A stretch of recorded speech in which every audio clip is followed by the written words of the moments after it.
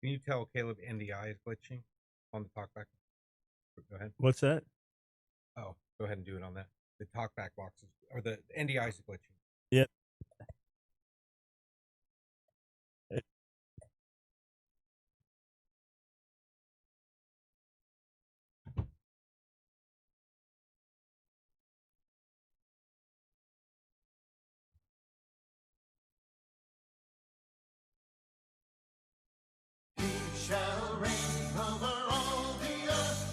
It's time for The Real Messiah with your host, Messianic Jewish author and scholar, Dr. Michael Brown.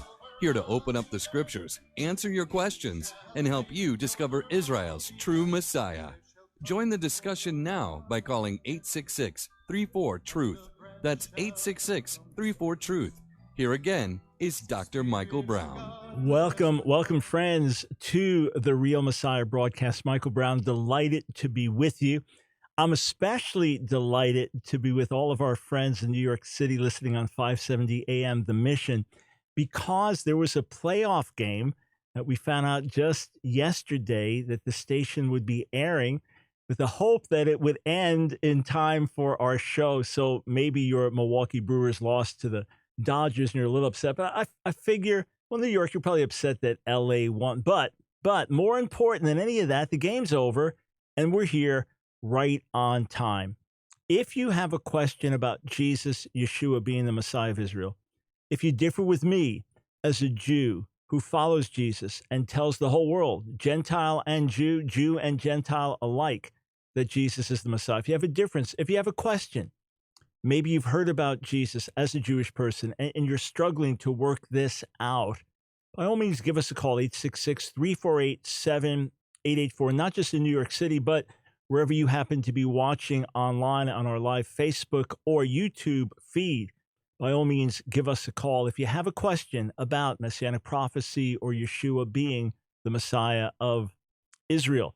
But I'm delighted tonight to have a dear friend with me, a New Yorker living in Brooklyn, Dr. Mitch Glaser, who is the head of Chosen People Ministry, based in Brooklyn, but with ministries around the world, thriving ministry in Israel. We were just together a few days ago at a conference in London, and I've been asking Mitch, hey, can you find some time to join me on a Wednesday night? So without further ado, Mitch, welcome to the Real Messiah broadcast. Thanks for joining us tonight. Oh, hi, Mike. Good to hear your voice again. Yeah, just been a few days since we last were face to face over in England. So Mitch, for those who great time. Yeah, we did. For those who don't know about Chosen People, it has an amazing history. Now, you weren't there when it happened, but tell us about the beginning of Chosen People Ministries. That was a cute way to introduce it, Mike, because Chosen People, beginning in January, will be celebrating its 125th year of existence as a ministry among the Jewish people. We began, like so many of these ministries, when a rabbi, Leopold Cohn, came to the United States, getting away from the persecution of Jews in Eastern Europe, particularly Hungary, and met a Jewish believer, a young Polish Presbyterian, Yiddish-speaking missionary to the Jewish people, preaching the gospel on the Lower East Side of Manhattan. Rabbi Cohn listened, was convicted, asked for a New Testament in Yiddish, read it, and came to believe Jesus was the Messiah, and that completely transformed his life. In 1892, and by 1894, he had already started this 125-year-old mission, Chosen People Ministries. And did he preach on street corners or give out Yiddish New Testaments? What kind of methods did he use? Well, he did all of that, Mike. You know, we started in a cleaned-out horse stable in the Brownsville section of Brooklyn. At that time, Brooklyn was not easy to get to, but a lot of Jewish people were, it was kind of like the suburbs, you know, very poor suburbs. Yeah. And so Jewish people were settling in Brooklyn. And one of the things that Rabbi Cohn did that was really remarkable, and we continue that as part of our DNA, is he really helped the immigrants. So he started a medical dispensary where you could get free medical help. He was giving away clothing, food, teaching people how to sew. He brought in really incredible sewing machines from Germany and taught Jewish people how to make a living in New York City. And his whole ministry was conducted in Yiddish, and you can explain what Yiddish is probably. And It was a combination of caring for the whole person, preaching the gospel, planting Bible studies, and following the Jewish calendar. So help encouraging Jewish people come to faith in Jesus to live a Jewish life. Number one, because they're Jews, and number two, because that would have the impact in the Jewish community as part of their testimony. Because the biggest fear, of course, of a Jewish person coming to believe in Jesus is that they'll no longer be Jewish, which of course is untrue. Why do you think that's so important to so many Jewish people? And do you think it's important to God that a Jew continues to recognize their Jewishness? Well, I do think it's important that we recognize our Jewishness. I base that on Romans 11:5, where the Apostle Paul, a rabbi, a Jewish believer, a Messianic Jew, said that there was a remnant in every age according to the election of grace. He spoke about Elijah, spoke about his present day, and I think we can apply it to our present day. And so God preserves a remnant of the Jewish people because we are signposts of what's ahead. Israel still has a glorious future because God's a promise maker and a promise keeper. And so one day, Jesus, Yeshua, will fulfill all the prophecies that he hasn't yet fulfilled, will return, establish his throne in Jerusalem, and reign as king over both Jews and Gentiles, thereby fulfilling the Abrahamic covenant and all these other promises.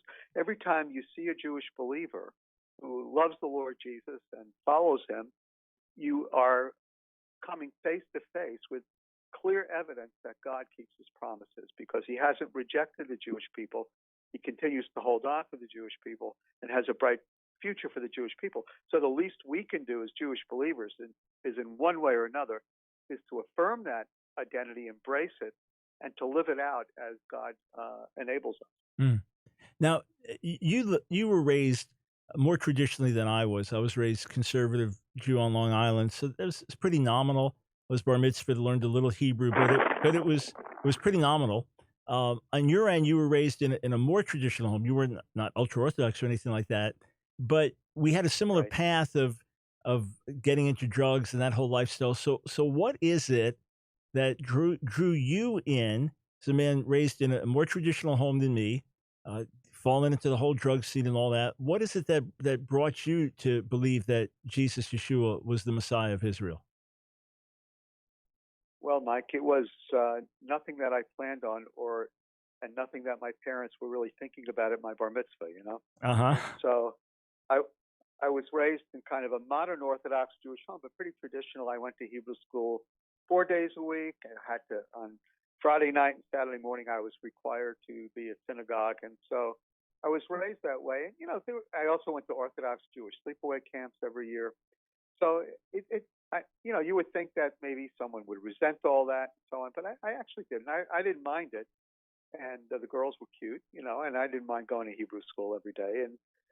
But I really didn't grasp the faith part of it all. And so I was very uncertain as to whether or not God existed.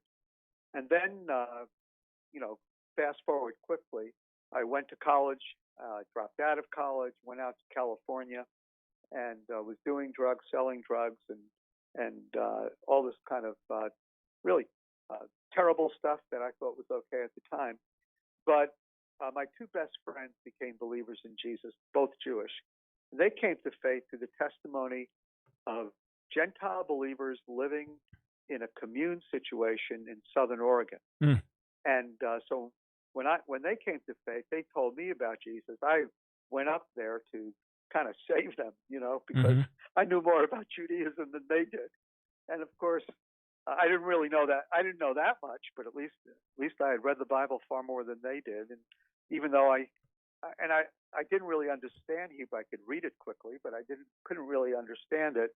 At one time, I understood more, but I really didn't when I was 18 or 19. But I began reading the Bible in English and just fell in love with the scriptures. And I loved Abraham and Isaac and Jacob and David and Moses and particularly King David. And eventually I wanted what they had. They had this relationship with God, which obviously I had missed all the way through Hebrew school. You know? And I thought they were great military heroes and wise people. But I really wanted this relationship and prayed, God, if you're there, show me. And that night I was working in a campground in Northern California, taking care of kids from San Francisco, 5th and 6th graders. And I went down to the phone booth, and there on the ledge in the middle of a campground, there was only one phone booth. There was a copy of Good News for Modern Man, which was a modern English version of the New Testament. I couldn't believe that I had prayed, God, show me how to get to you. And there's a New Testament sitting there. So I knew I wasn't hallucinating, which was a possibility. Right, in those days. Yep. And but it was definitely there. And so I kind of stole the New Testament. And I began reading it. And I was thunderstruck because my greatest defense against Jesus was that he wasn't Jewish. And I didn't want to become a non-Jew. I mean, I just knew so little about it. But then when I began reading the New Testament, I read it in 2 nights, really. I just stayed up all night. I couldn't stop. And I don't know how much I understood, but I definitely understood a lot more about the story of Jesus. And I recognized that he was Jewish. And I just flipped back and forth between the Old and the New Testaments. And they had some guidance in the margins there about where to look. And it just became clear to me that Jesus was the Messiah. So I accepted Jesus, woke up the next day, sort of expecting to be a Gentile, but I wasn't. I was as Jewish as I ever was, but no longer had a taste for drugs, stopped immediately, and God began transforming my life. And that was November 1970, so I'm coming up on a big birthday. Amazing. Just amazing. Yeah, and for me, the transformation took place December of 1971. So a time when so many of us Jewish people came to faith. Now, you earned your doctorate from Fuller Theological Seminary. What was the focus of your doctoral dissertation? Right. I did my PhD dissertation on Jewish missions, and I studied the missions to the Jews in continental Europe between 1900 and 1950. And one of the reasons that I did that was because one of the things I always heard was that how could God judge Jewish people because they never had a chance, because they never heard? And so I really wanted to study that to see, well, did Jewish people hear? My own grandparents who were from Poland and the other side from Minsk, were there Jewish believers? Were there missionaries to the Jews?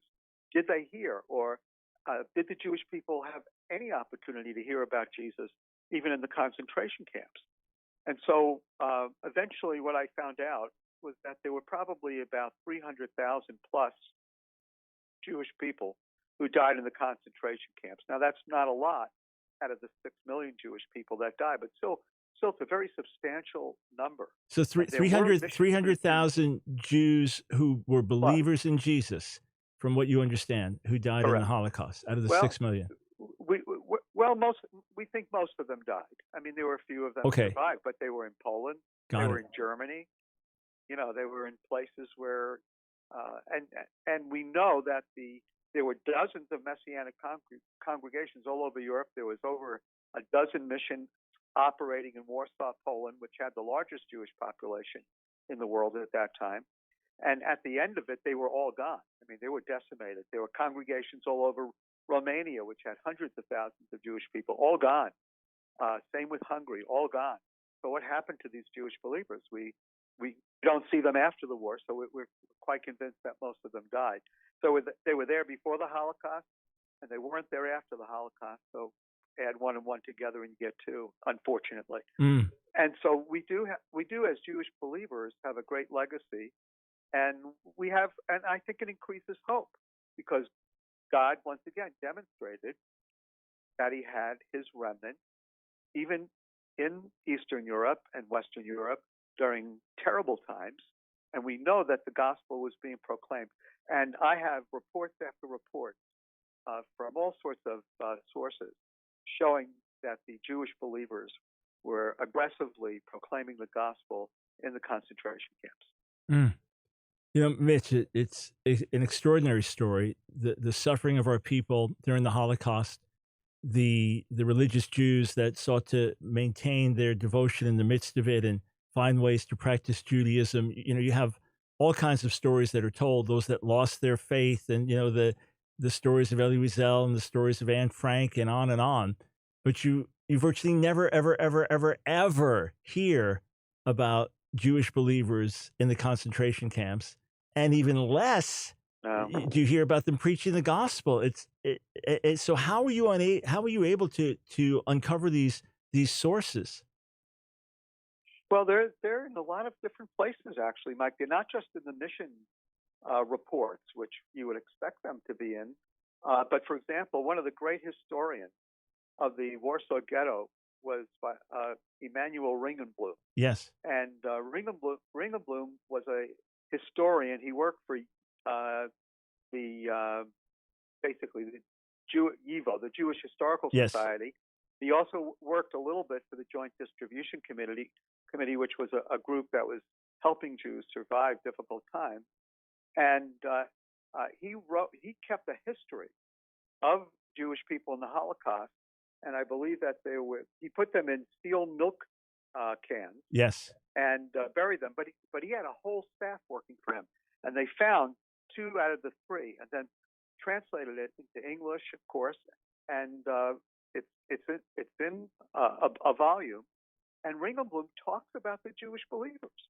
He talks about what a pain in the neck they were, because even though he was secular, he still didn't like the fact that Jews believed in Jesus and that they were talking about Jesus. There was one guy, Ludwig Hirschfeld, who was a Jewish believer, who was the head of the Warsaw Ghetto Medical School. Believe it or not, they had the first couple of years of medical training in the Warsaw Ghetto, and these guys care for them. And he had a real problem with Hertzfeld, because he was a Jewish believer. And there's a lot of discussion, actually, in Jewish sources about Jewish believers in the Warsaw Ghetto and other places. And, you just look hard enough and you uncover it. Amazing. And for those who don't know Mitch, as I do, Mitch is not a guy into hyperbole. He'd rather understate than overstate. So this was a lot of meticulous work and study and research, PhD level, that enabled him to come to these conclusions about numbers of those professing to be followers of Jesus who were Jews. Some of them were in churches, and some would have gladly assimilated, but they were still Jews in the eyes of the Nazis. Others very clearly maintained their Jewish identity, and that was an essential part of their faith in Jesus. So Mitch, as we look at things today, worldwide, the question we always get asked: how many Jews worldwide believe in Jesus today? Obviously, we can't give an exact number, but if you were guessing, what's the low range, what's the high range? And again, speaking widely of Jews who put their trust in Jesus, they may be in some different groups, denominations, things like that. But speaking broadly, what would you put as the low number and the high number? Without getting technical, Mike, we actually did a survey of evangelical attitudes on Israel and the Jewish people that was done by Lifeway Research, which is the Southern Baptist research group, which is really superb. And it's up there with Gallup and with Pew and everybody else. And so we did this survey. We had over 2,000 evangelicals fill out the survey. Now, these evangelicals, we didn't just say, are you a Christian or are you an evangelical? We asked 4 or 5 critical questions that no one who is, if you were not some kind of born-again believer, whatever your denomination was, you could not possibly fill this form out. And people were screened out. And what we discovered was that there were about 2% of these strictly defined evangelicals who said that they either had 1 or 2 Jewish parents or grandparents. Now, I don't want to make more of this, but I don't want to make less of it. And what that means, when you project out based on the number of evangelicals, whether you want to take somewhere between 50 and 70 million in the United States, and this survey was limited to the U.S., that means that there was somewhere around between 800 and 1,000 and 1 million evangelicals who said that they had 1 or more Jewish parents or 1 or 2 Jewish grandparents, which would have basically made them good enough for Hitler. And so I'm not saying that they identified as Messianic Jews. I don't know really what kind of churches they go to, although we have some idea from the survey. And I don't want to say that there are 800 or 900,000 Messianic Jews, because a lot of people would say, well, they really need to have a Jewish mother because that's the traditional Jewish interpretation, and so there's a lot of that, and they need to identify as Jews, they need to celebrate Passover or keep kosher, or there needs to be some identifiable mark. But so all I'm saying, just as a blanket statement, is that there are a whole lot more evangelicals who mostly go to churches and some go to Messianic congregations who believe that Jesus is the Messiah and consider themselves to be evangelical Christians. That means, but remember, they took the time to click, not check off, but it was online, to click that they were Jews. Mm. So they identified as Jews. Yeah. So now here's where this is dramatic. Before this survey was done, if you would have asked me this question, I would say less than 1% of the Jewish population worldwide of 14.5 million are believers in Yeshua. But now we have this other number. A lot of us are still processing it. We don't know what it means. It begs for further study. But all I can say is I'm now fairly certain that less than 1% number is dead wrong. There's a lot more. And actually, Pew did a survey in 2013 which indicated that the number was much larger also.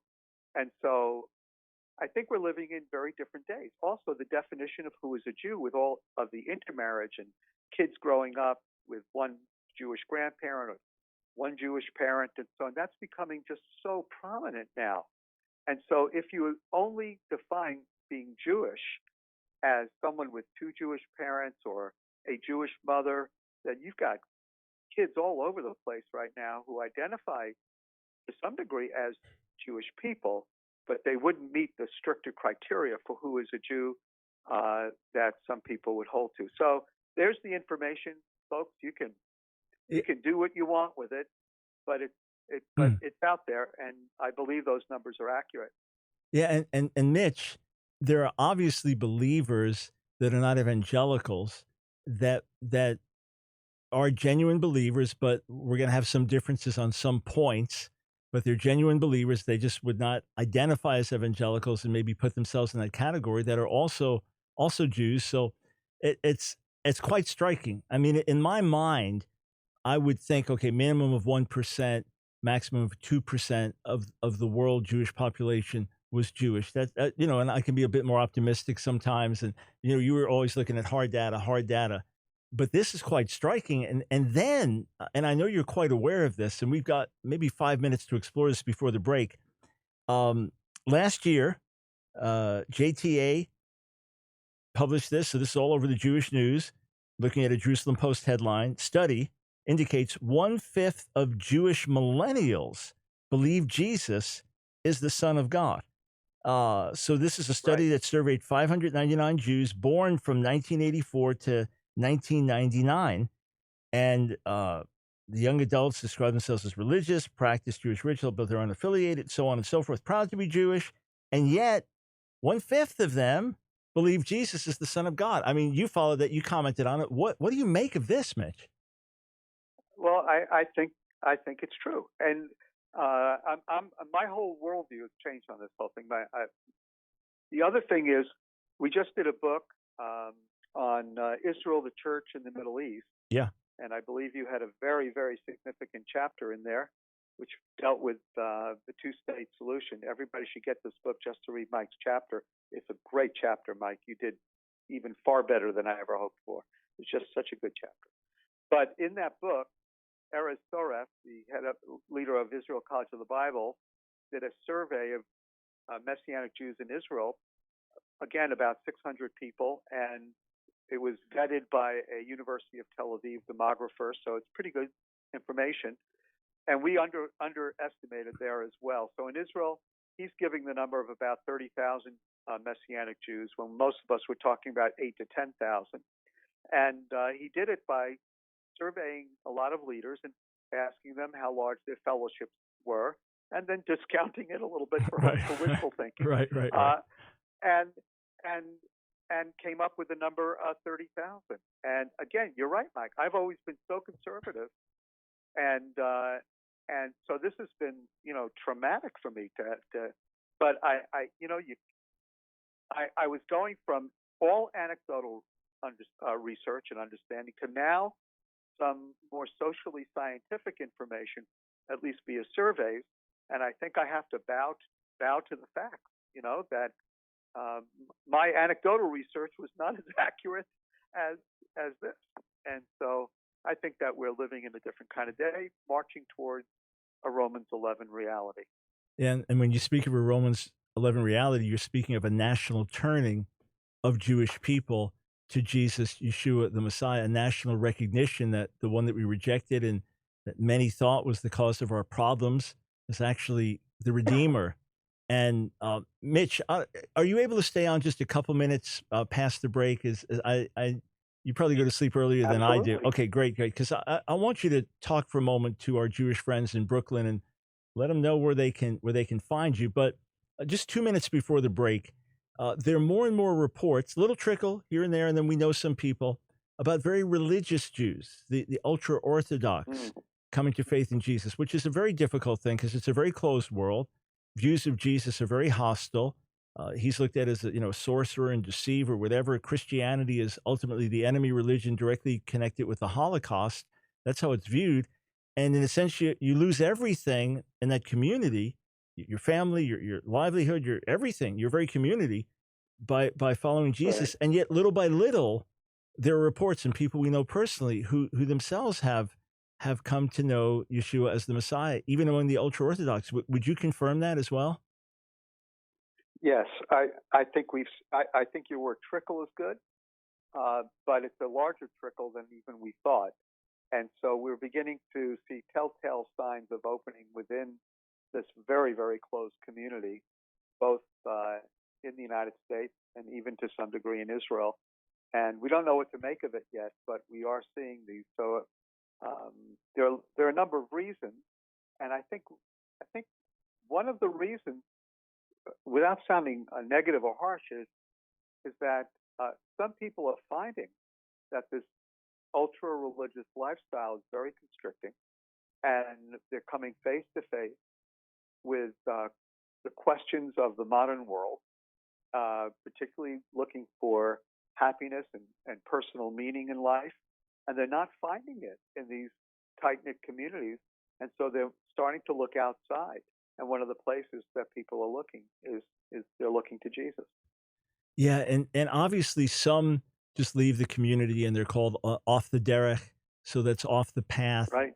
And it's very hard, their educational system is different. Now they're coming into a different world that thinks differently, educated differently, and the line is, well, speaks a different language. Yeah, and once you leave, many of them, English is a second or third language, even living in New York City. And, right. The line is, well, if you leave the community, you're either going to end up in jail or on drugs or dead, or you're going to come back because it's very difficult having lived the way they lived. The hope is that they discover new life in Jesus, the Messiah. And it's not that they're going to renounce being Jewish or renounce their heritage. Rather, they'll recognize that the one for whom they're praying, the Messiah to come, he has come, and he will come again. Hey, we come back. I want to talk to you directly in Brooklyn, New York, with my friend Mitch Glaser, tell you more about Chosen People Ministries. And then, of course, we'll look at this week's Torah portion. Hey friends, this is Michael Brown. Over the years, going on almost 50 years now of interacting with our Jewish people about Jesus, there's so many objections that have been raised. I wrote 5 whole volumes, over 1,500 pages, on answering Jewish objections to Jesus, and then recorded a 22-hour lecture series on the same subject. But that's a lot of material to take in. I want to put something in your hands absolutely free. If you are a Jewish person wanting to find out the truth about Jesus the Messiah, I want to put this book in your hands absolutely free. It's a mini book. It's an easy read, but it's a page turner. Each new page you'll be wanting to turn the next. It's called 7 Secrets of the Real Messiah. You can get it as a mini book in paperback, or you can get the ebook. Now here's how you get it. Go to my website, realmessiah.com. That's realmessiah.com and click on the free ebook offer, and then explore the website. You'll find testimonies of other Jewish people who believe in Jesus the Messiah. You'll find teachings we do on the feasts and holy days and rabbinic literature and insights from there into Jesus being the Messiah. We even have a synopsis of major objections with video and written answers, all waiting for you at realmessiah.com. Get the free mini book today.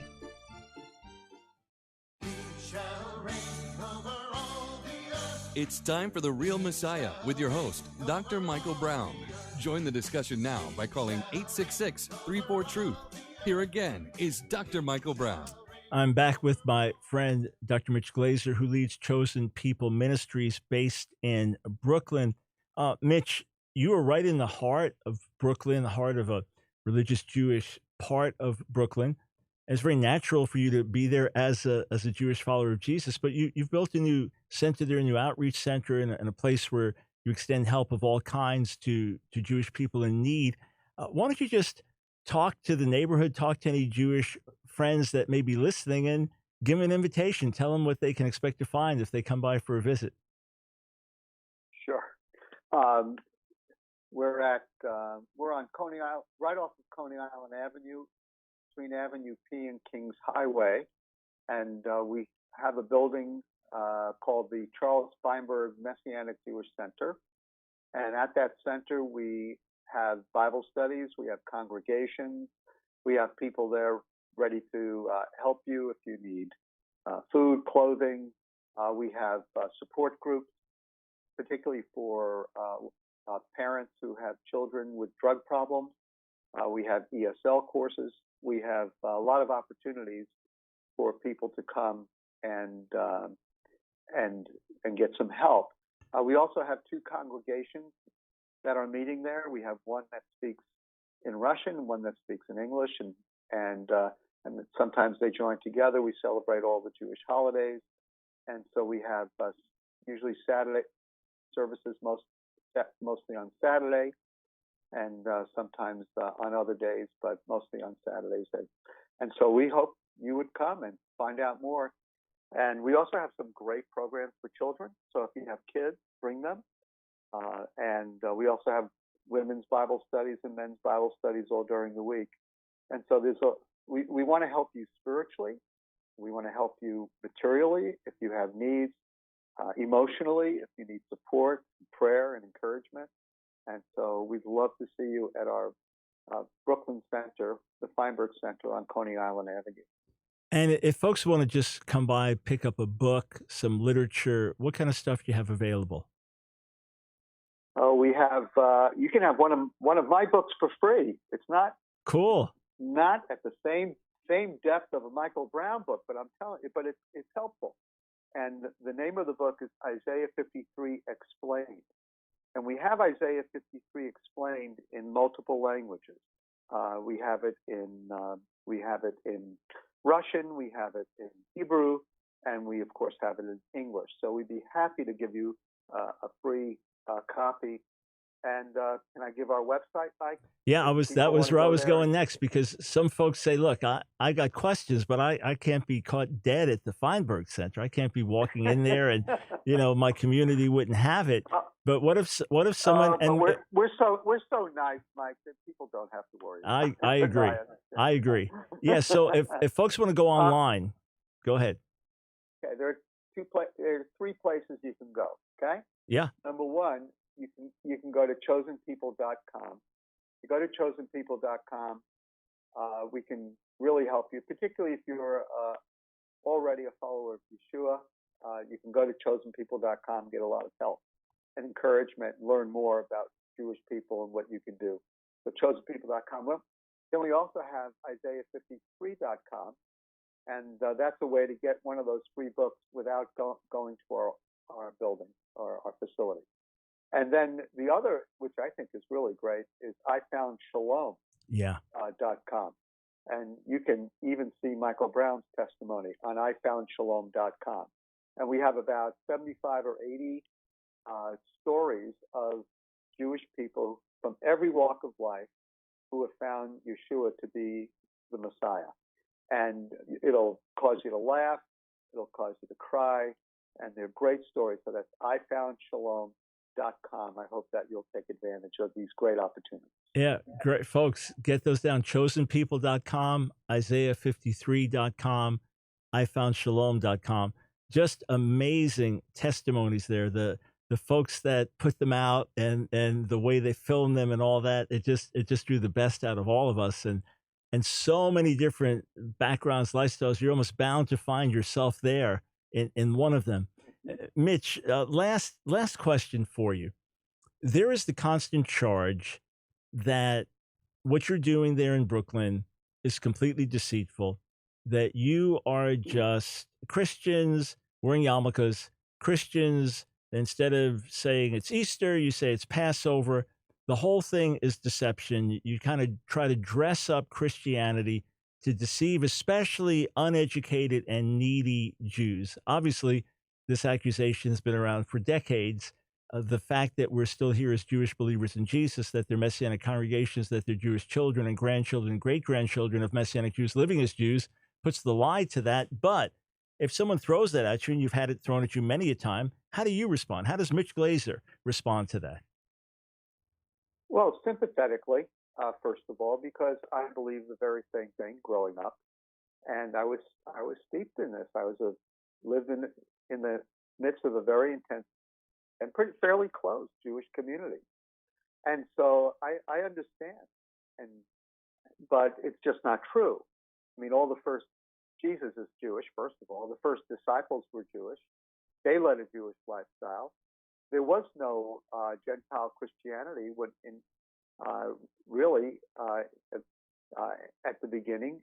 Eventually, Gentiles came to believe in Jesus, but there's always been a Jewish presence among believers in Jesus. Jewish people were called to be a blessing to the nations. What greater blessing can you bring to the Gentiles than the Messiah and the Word of God, both the Tanakh and the Brit Hadashah, the New Covenant? And so I'm happy that Gentiles avail themselves of all these wonderful Jewish promises that were given through Abraham and through David and through the prophets. And so I would say, just from a factual biblical basis, which is our authority in these areas, being Jewish and believing in Yeshua, Jesus, is a very natural thing to do. And then I would say also that look at the way we live. We do celebrate the Jewish holidays. You should have been around the fall. We had a beautiful sukkah booth at our Feinberg Center, and we celebrated. We had Rosh Hashanah services, and we had Yom Kippur services, and so the facts don't justify it. Like Mike, I'm married to a Jewish believer. My children were raised with a strong Jewish identity. And, the proof of the pudding really is in the next generation. Do they identify? I mean, do they in any way, do they relate to their Jewish identity? And so certainly my kids do.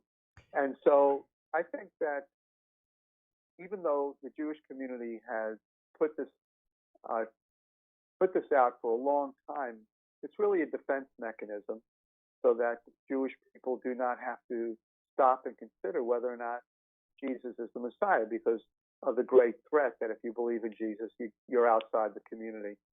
And I think that what we've shown, particularly by building this community in the middle of Brooklyn intentionally, so that everybody can see that we are Jews, we believe that Jesus is the Messiah, and we love our people, and we want our people to think about Jesus as well.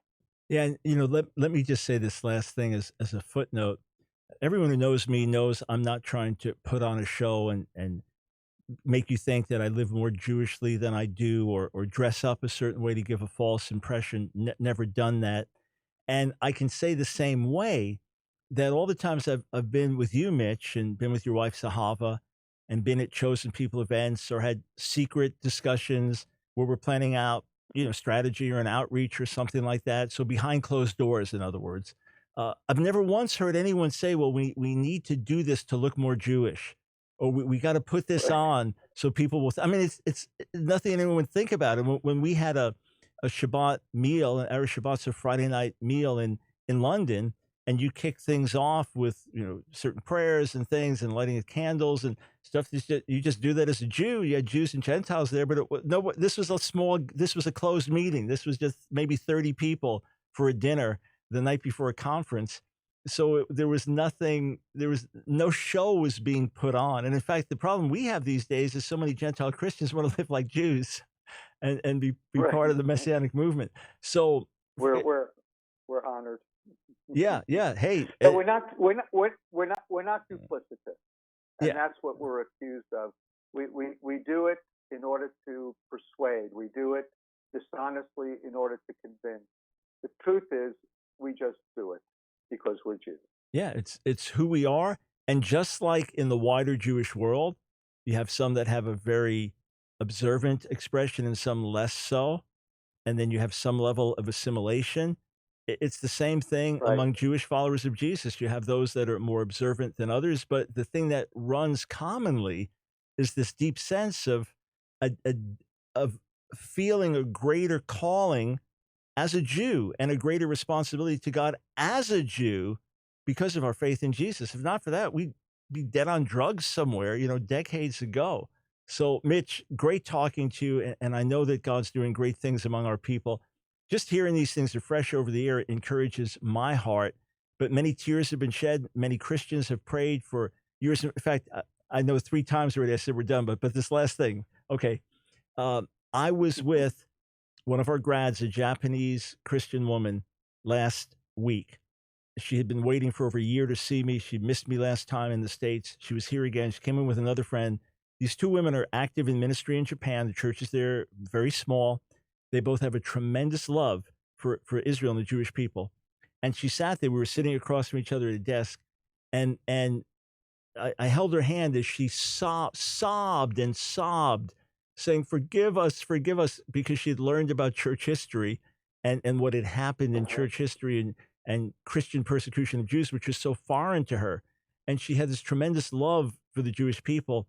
And I've seen Asian Christians who really were not involved in any of the Anglo church persecution of Jews at different times, and wept. And I've been with them as they've wept and sobbed, and others have prayed with many tears for the salvation of our people. And of course, among Jewish believers, we've carried this burden for so many years. So God's working, things are happening. And again, to our Jewish friends listening, watching, God's at work in your life. You're not listening by accident. Open your heart and say, God, show me the truth about the Messiah. He will.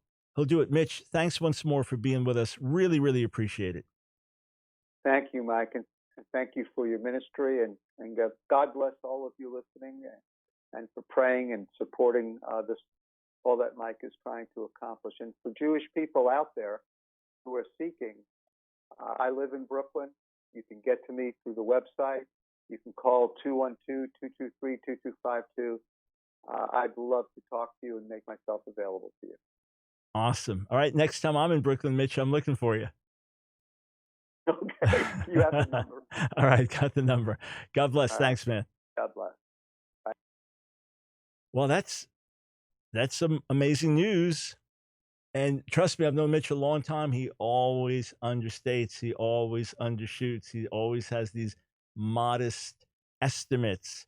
So to hear what he has uncovered through a clear survey and what others are seeing, God's at work among our people. He is. All right. Let's go to this week's Torah portion. It is called Lech Lecha. So this is the 3rd Torah portion now in the book of Genesis. And this is the calling out of Abram. Lech Lecha is literally go with respect to yourself. So get going. And the words here are some of the most famous in the Torah in terms of God speaking to our people. And they're words that are repeated elsewhere in the Torah and reiterated to Isaac and reiterated to Jacob and even reiterated for the nation of Israel in the book of Numbers. So I want to draw your attention to the book of Genesis, chapter 12, beginning in verse 1. All right. Genesis chapter 12, beginning in verse 1. V'yomer Adonai el Avram. So the Lord said to Abram, Lech lecha. So this is where the words come from. Get going. Go forth. Lech lecha ma'artzecha mi'moladcha u'mibeit avicha el ha'aretz asher arecha. So go from your land, right? U'mimoladcha, and from your birthplace, from your father's house to the land asher arecha. Go to the land that I will show you. So he doesn't know where he's going, but you go. You leave. All right. Let's continue. We'll keep the text up there for those watching. Keep it up on the screen. Verse 2. Ve'escha legoy gadol v'harechecha v'agadla shemecha v'hiyevracha. So I will make of you a great nation, and I will bless you, and I will exalt your name, and you will be a blessing. And then it says, v'varacha v'varachecha v'makalelcha or. So I will bless those who bless you, and those who disdain you, those who treat you contemptuously, I will curse. And then, v'nivrechuvecha kol mishpachot ha'adama. And, first the traditional Jewish translation, and all the families of the earth shall bless themselves by you. That's one way of rendering the Hebrew. And all the families of the earth shall bless themselves by you. So a traditional way of understanding this would be that Abraham, as he becomes known, would be so great, and his descendants so great, that the world would say, may our descendants, may our families, may our people be like Abraham and his seed. That's one way of reading it and understanding it. Another way, which is also reflected in ancient translations and traditions, says this, that v'nivrechu should be translated not will bless themselves, but rather will be blessed, that all the families of the earth will be blessed through you. Now, this much we know. Even if the first understanding has merit to it, we know that throughout the Hebrew scriptures, what becomes clear is the whole world will be blessed through the seed of Abraham, that the whole world will benefit through the seed of Abraham, that the chosen people will make God known to the nations. And a theme that you'll see repeated is that it is not just about Israel. It is not just about the Jewish people. It is not just about us being singled out and blessed by God and given a commission and given a mission, but we have been singled out, we have been blessed, we have been called to be a blessing to the entire world and to make God known to the entire world and to be Or L'Goyim, a light to the nations, a light to the nations. So there is great significance in this when you realize that our mission is ultimately a messianic mission, that our mission is not simply to be a separated people, a Torah-observant people, a people who are accountable to God and who have been given the gift of his law and his teaching, but that there is a larger picture, there is a larger perspective. And a religious Jew would say, yes, the whole world will learn about God by watching us and by watching how God deals with us, both in discipline and in blessing. A traditional Jew will say, yes, the whole world will see the laws that we have been given and the wisdom of our God, and that will turn people to the Lord. But a religious Jew would also be the first to say that it is only the coming of the Messiah that will fulfill this mission, that it is only the coming of the Messiah that will fulfill this mission of making God known to the nations. Now, here's the point I think is so important to emphasize. God's heart is not simply for Israel. Now, if you're a Jewish person listening to me, you say, well, of course, we understand that. But please hear me.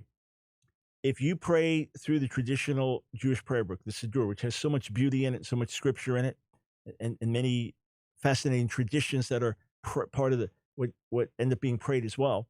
But there's a great emphasis on our chosenness and our chosenness. Yes, prayer for redemption, of course.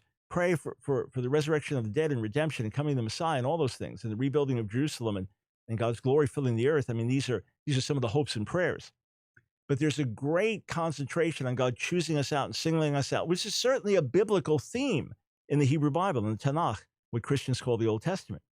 But I want to emphasize again, there is a mission, there is a purpose, and that is to make God known to the ends of the earth, to make God known to the nations.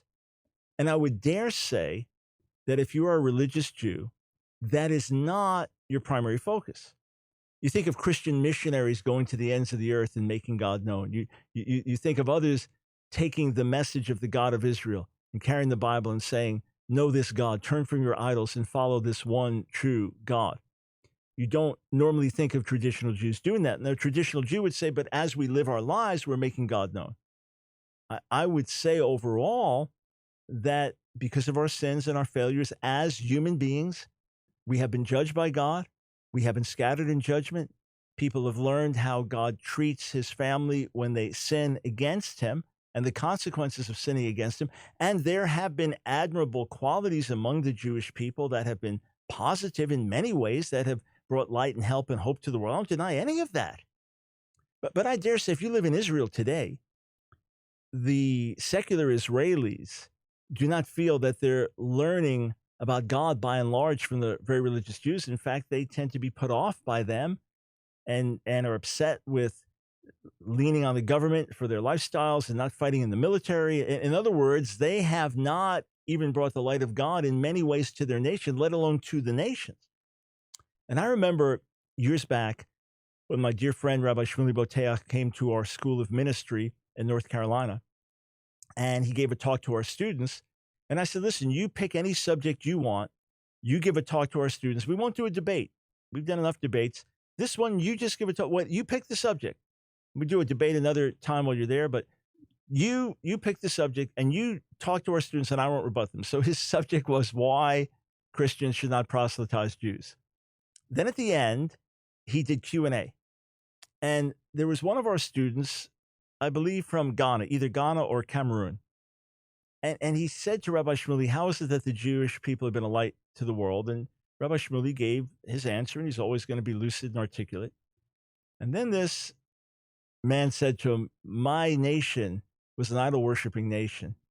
And it wasn't a rabbi, a Jewish rabbi, who came and told us about the one true God and who told us about the God of Israel. It was a Christian missionary. And that's why so many of our people turned to God, and that's why there was so much change in our nation. But of course, that's how it is with hundreds of millions around the world. It is through the message of Jesus that all these people, I mean, multitudes, almost innumerable multitudes around the world have come to worship the God of Israel through Jesus, the Jew. This is part of his work as Messiah. It is not just at the end of the age, as there's Jewish repentance, that will help usher in a golden age and reveal God to the nations, but in an ongoing way, the mission that was given to Abram, this commission, this promise that through his seed, the whole world would be blessed. And that, as we read in the prophets and other writings, that the knowledge of God would go to the ends of the earth through the seed of Abraham. Friends, it has happened. It has happened through Yeshua, the Messiah. It has happened indeed. This is part of the mission. There is still more to come, but the only one that can do the rest is the one who's done all this up to now. Are you catching that? This is the seed of Abraham being a blessing to the whole world. The ultimate seed, Messiah, Jesus.